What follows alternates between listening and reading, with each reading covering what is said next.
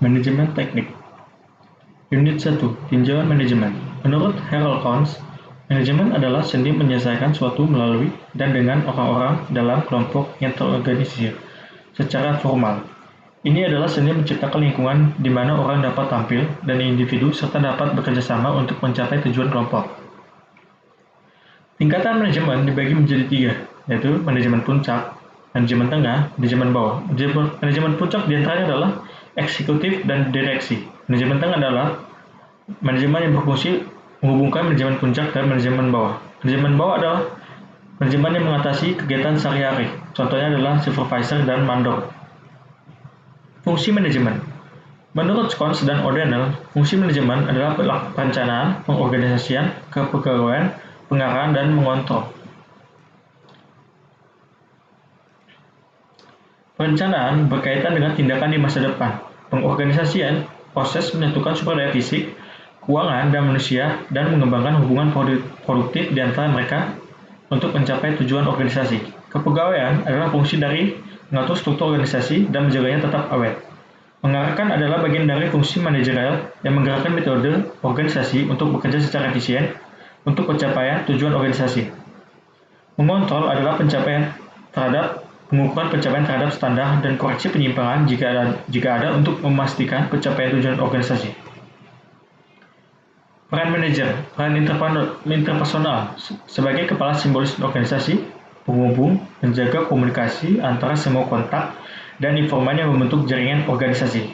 Peran informasi, monitor secara pribadi mencari dan menerima informasi untuk dapat memahami organisasi, penyebar, mengirimkan semua informasi info yang diterima dari pihak luar ke anggota organisasi. Juru bicara, berlawanan dengan peran di atas, di sini manajer menyampaikan rencana, kebijakan, dan menyediakan organisasi kepada pihak luar.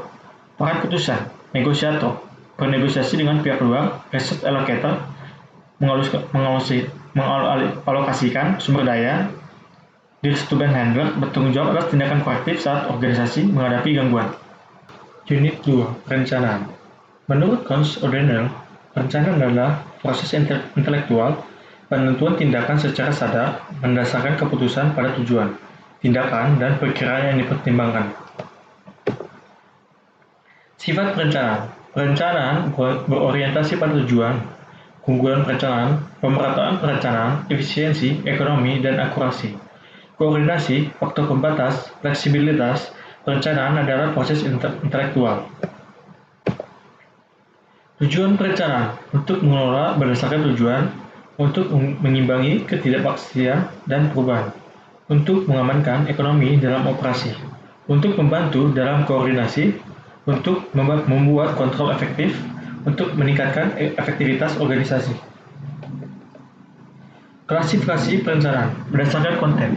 Perencanaan strategis menentukan tujuan jangka panjang organisasi dan mencakup semua bidang fungsional bisnis. Rencana taktis. Rencana ini melibatkan konversi rencana rinci dan spesifik menjadi rencana tindakan rinci dan spesifik. Rencana ini adalah cetak biru untuk tindakan saat ini dan mendukung rencana strategis. Klasifikasi perencanaan berdasarkan waktu, jangka panjang, lebih dari 5 tahun, jangka menengah, antara 2 dan 5 tahun, jangka pendek 1 atau kurang. Proses perencanaan, persepsi peluang, menetapkan tujuan, mempertimbangkan tempat perencanaan, identifikasi alternatif, evaluasi alternatif, pilihan rencana alternatif, perumusan rencana pendukung, menetapkan urutan kegiatan. Jenis rencana, strategis, taktis, operasional. Rencana operasional mengarah pada pencapaian rencana taktis, yang pada gilirannya mengarah pada pencapaian rencana strategis. Selain ketiga jenis rencana ini, manajer juga harus mengembangkan rencana darurat jika rencana awal mereka gagal. Rencana strategis adalah garis besar langkah-langkah yang dirancang dengan tujuan keseluruhan organisasi dalam pikiran, bukan dengan tujuan divisi atau departemen tertentu. Rencana taktis berkaitan dengan kerangka waktu yang lebih pendek dan cakupan yang lebih sempit daripada rencana strategis. Rencana operasional adalah rencana yang digunakan manajer untuk menyelesaikan tanggung jawab pekerjaannya. Tujuan. Menurut Kohns dan O'Donnell, tujuan adalah istilah yang biasa digunakan untuk menunjukkan titik akhir dari perusahaan program manajemen. Perencanaan tidak ada artinya jika tidak terkait dengan tujuan tertentu. Strategi. adalah kerangka kerja yang berguna untuk memandu pemikiran dan tindakan perusahaan. Strategi dibuat berdasarkan rencana pesaing karena lembaga bisnis modern beroperasi dalam lingkungan yang kompetitif. Jadi strategi. Menurut Michael Porter, strategi tersebut dapat diklasifikasikan menjadi 3 jenis. Strategi kepemimpinan biaya, diferensiasi, dan fokus. Strategi kepemimpinan biaya ini menuntut untuk menjadi produsen berbiaya rendah dalam suatu industri untuk tingkat kualitas tertentu. Strategi diferensiasi memerlukan pengembangan produk atau layanan yang menawarkan atribut unik yang dihargai oleh pelanggan dan yang dianggap pelanggan lebih baik atau berbeda dari produk pesaing. Strategi fokus berkonsentrasi pada segmen sempit dan di dalam segmen tersebut mencoba mencapai keunggulan biaya atau diferensiasi. Unit 3. Mengorganisasi. Menurut Cons dan O'Donnell, organisasi melibatkan pengelompokan kegiatan yang diperlukan untuk mencapai tujuan dan rencana. Penugasan kegiatan ini ke departemen yang sesuai dengan penyediaan wewenang, delegasi, dan koordinasi. Sifat atau karakteristik organisasi, divisi kerja, koordinasi, pluralitas orang, tujuan umum, kewenangan, dan tanggung jawab yang jelas. Organisasi adalah struktur hubungan, mesin manajemen, proses universal.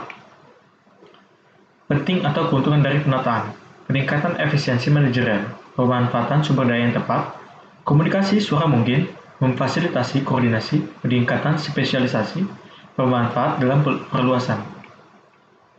Struktur organisasi. Struktur organisasi adalah kerangka kerja yang mengalokasikan ruang tertentu untuk departemen atau di individu tertentu dan menunjukkan hubungannya dengan yang lain. Struktur organisasi menunjukkan hubungan wewenang dan tanggung jawab antara berbagai posisi dalam organisasi dengan menunjukkan siapa yang melapor kepada siapa. Ini adalah pola hubungan yang mapan di antara komponen organisasi. Prinsip struktur organisasi. Hubungan lini dan staf. Karyawan lini bertanggung jawab untuk mencapai tujuan dasar atau strategis organisasi, sementara staf memainkan peran pendukung untuk karyawan lini dan memberikan layanan. Departementalisasi adalah proses pengelompokan horizontal berbagai jenis fungsi dan aktivitas pada satu tingkat hierarki. Departementalisasi secara konvensional didasarkan pada tujuan, produk, proses, fungsi, hal-hal pribadi, dan tempat. Rentang kontrol, ini mengacu pada jumlah aktivitas khusus atau individu yang diawasi oleh satu orang, menentukan rentang kendali penting untuk mengkoordinasikan berbagai jenis kegiatan secara efektif. Desentralisasi dan sentralisasi. Desentralisasi mengacu pada pengambilan keputusan di tingkat yang lebih rendah dalam hierarki otoritas. Sebaliknya, sentralisasi pengambilan keputusan dalam tipe struktur organisasi terpusat pada tingkat yang lebih tinggi.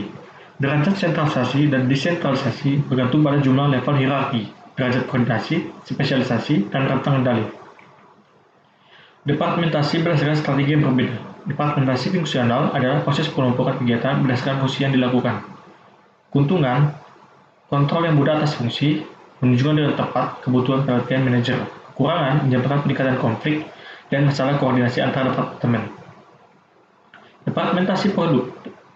Pengelompokan menurut produk atau layanan tertentu, sehingga menempatkan semua aktivitas yang terkait dengan produk atau layanan tersebut di bawah satu manajer. Keuntungan, memastikan layanan pelanggan yang lebih baik, kontrol efektif. Kekurangan, biaya mahal karena duplikasi fungsi layanan terjadi di berbagai divisi produk. Departementasi pelanggan adalah proses pengelompokan kegiatan atas dasar pelanggan umum atau jenis pelanggan. Pekerjaan dapat dikelompokkan sesuai dengan jenis pelanggan yang dilayani oleh organisasi. Keuntungan, layanan yang lebih baik kepada pelanggan yang memiliki kebutuhan dan selera berbeda.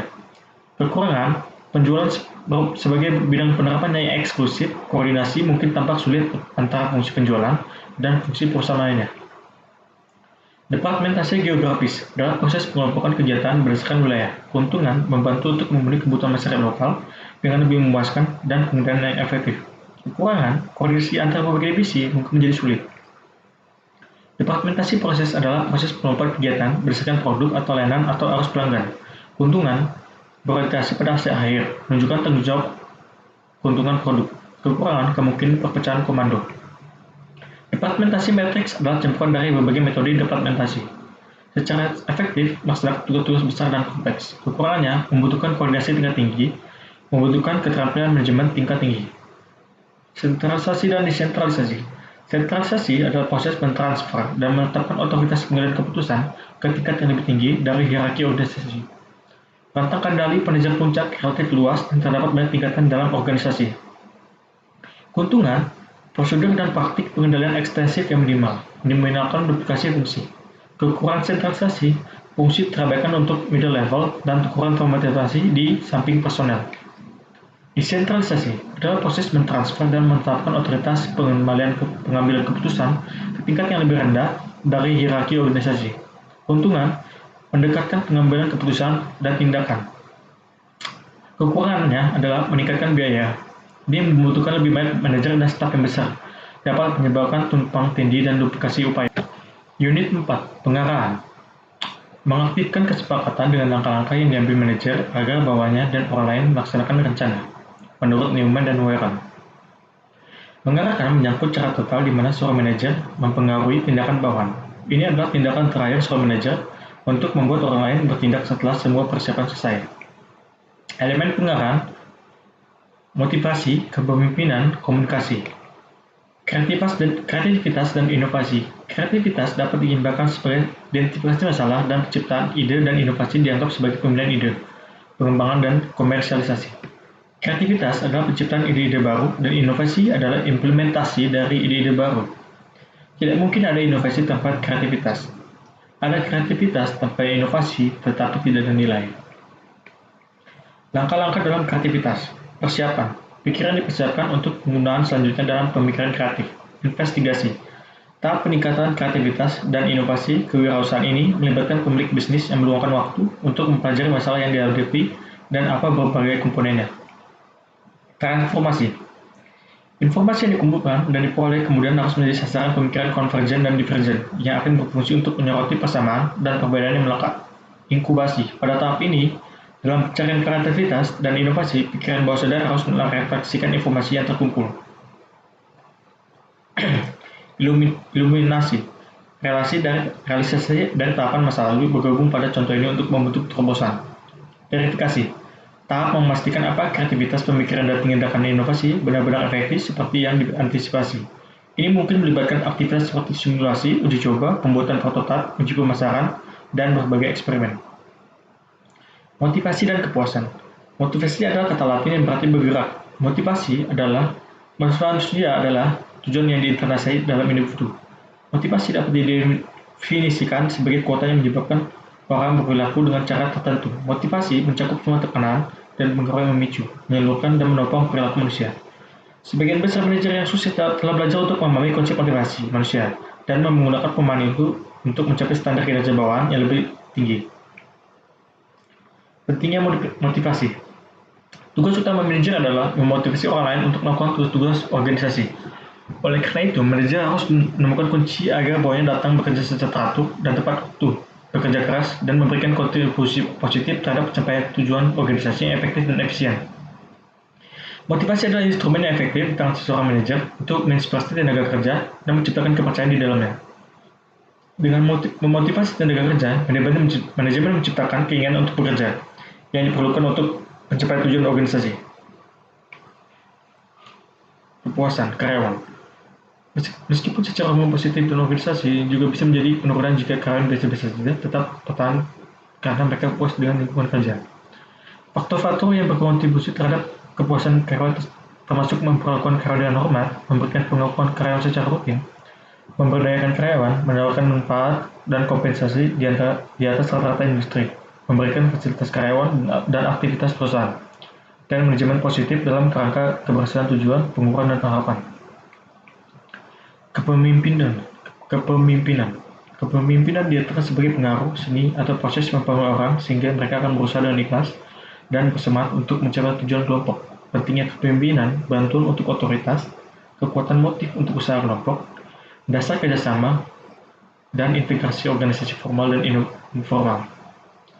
Komunikasi adalah pertukaran pesan antara orang untuk tujuan mencapai makna bersama, kecuali jika makna umum dibagikan. Manajer merasa sangat sulit untuk mempengaruhi orang lain.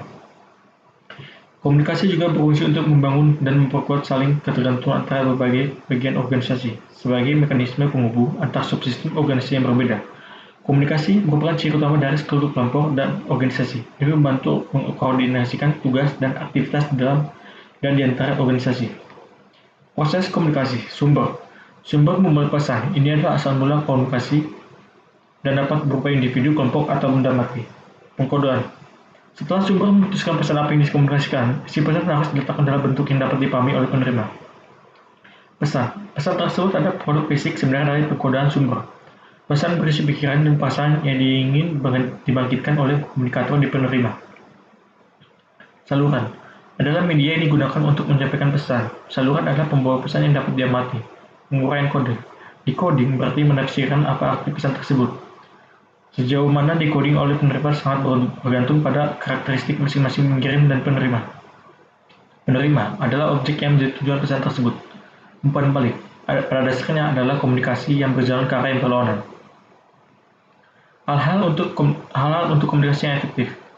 Filtering mengacu pada pengirim yang memanipulasi informasi sehingga akan dilihat lebih disukai oleh penerima. Persepsi selektif. Persepsi selektif berarti melihat apa yang ingin dilihat. Penerima dalam proses komunikasi umumnya menggunakan selektif, yaitu dia secara selektif mempersepsikan pesan berdasarkan persyaratan organisasi, kebutuhan, dan karakteristik latar belakang karyawan. Emosi. Bagaimana perasaan penerima pada saat menerima informasi mempengaruhi secara efektif bagaimana ia menafsirkan informasi tersebut. Bahasa. Pesan yang dikomunikasikan harus dapat dimengerti oleh penerima. Kata-kata memiliki arti yang berbeda bagi orang yang berbeda. Membuat stereotip. Stereotip adalah penghalang komunikasi karena mereka yang menstereotipkan orang lain menggunakan persepsi selektif dalam komunikasinya dan cenderung hanya mendengar hal-hal yang menegaskan gambaran stereotip mereka. Akibatnya, stereotip menjadi lebih tertanam ketika kami menemukan lebih banyak bukti untuk mengkonfirmasi pendapat asli kami. Stereotip memiliki fungsi kemudahan dalam hubungan interpersonal kita. Karena semua orang berbeda, idealnya kita harus bereaksi dan berinteraksi dengan setiap orang secara berbeda. Perbedaan status. Hierarki organisasi menimbulkan hambatan lain untuk berkomunikasi dalam organisasi, terutama ketika komunikasi antar karyawan dan manajer. Menggunakan sinyal yang bertentangan. Seorang pengirim menggunakan sinyal yang bertentangan ketika dia mengirim pesan yang tidak konsisten. Pesan vertikal mungkin bertentangan dengan pesan nonverbal. Keengganan untuk berkomunikasi. Karena berbagai alasan, manajer terkadang enggan mengirimkan pesan. Efek halo. Efek halo mengacu pada proses pembentukan opini berdasarkan satu elemen dari sekelompok elemen dan menggeneralisasi persepsi tersebut ke semua elemen lainnya. Unit 5. Pengendalian. Pengendalian adalah proses di mana manajemen memastikan bahwa aktivitas aktual sesuai dengan aktivitas yang direncanakan. Dalam kata-kata Pons dan O'Donnell, kontrol adalah kontrol manajerial menyiratkan pengukuran pencapaian terhadap standar dan koreksi penyimpangan untuk memastikan pencapaian tujuan sesuai dengan rencana. Proses pengendalian. Pembentukan standar. Karena rencana adalah tolak ukur di mana pengendalian harus direvisi, maka secara logis, langkah pertama dalam proses pengendalian adalah menyelesaikan rencana. Pengukuran kinerja. Pengukuran kinerja terhadap standar harus berdasarkan pandangan ke depan sehingga penyimpangan dapat dideteksi sebelumnya dengan tindakan yang tepat. Tingkat kesulitan dalam mengukur berbagai jenis kinerja organisasi tentunya ditentukan terutama oleh aktivitas yang diukur. Membandingkan kinerja terukur dengan standar yang dinyatakan. Standar adalah tingkat aktivitas yang ditetapkan sebagai model untuk mengevaluasi kinerja organisasi. Kinerja yang dievaluasi dapat untuk organisasi secara keseluruhan atau untuk beberapa individu yang bekerja dalam organisasi. Intinya, standar adalah tolak ukur yang menentukan apa kinerja organisasi memadai atau tidak memadai. Mengambil tindakan korektif. Tindakan korektif adalah aktivitas manajerial bertujuan untuk meningkatkan kinerja organisasi ke tingkat standar kinerja. Jenis sistem pengendalian. Pengendalian maju 4 adalah pengendalian preventif atau pencegahan yang mencoba mengantisipasi masalah dan mengambil tindakan korektif sebelum terjadi. Pengendalian bersama. Terjadi saat suatu aktivitas sedang berlangsung. Pengendalian umpan balik. Mereka mengukur aktivitas yang telah selesai. Dengan demikian, koreksi dapat dilakukan setelah pertunjukan selesai. Sekian dan terima kasih.